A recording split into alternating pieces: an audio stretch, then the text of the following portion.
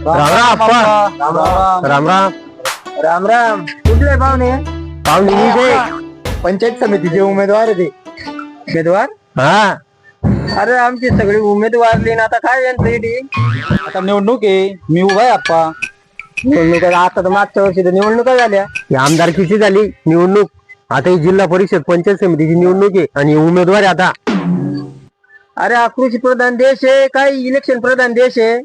इथे लोकांच्या समस्या सोडून हे राजकारणी का फक्त निवडणुकाच खेळताय काय? या जिल्हा परिषदच्या निवडणुका या फार दिवसापासून रखडल्या होत्या.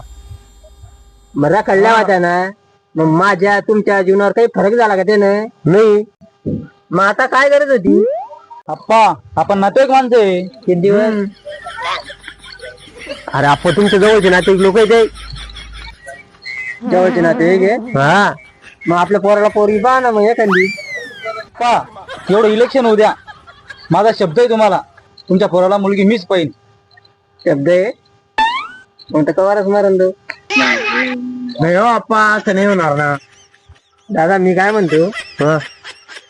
तुमची पोरगी दिली आणि मग माझ्या पोराला पाहिजे का? पाहिजे का? ते कुठे तू कुठे लेवल पाहणं पडेल ना. बरोबर आहे.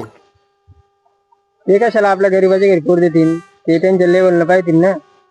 मग आम्ही बी तुम्हाला कशाला मतदान करा? आम्ही बी आमच्या लेवलच्याच माणसाला मतदान करतो ना. यांना मतदान करून का यांची घोटाळे 5 वेळा जामीन आयुष्यभर.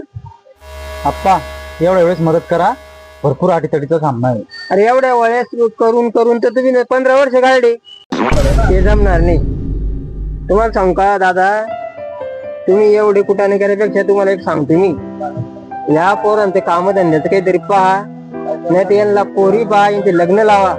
पुढच्या 5 वर्षापर्यंत तुमचंच मतदान डबल होईल. बरोबर आहे की नाही?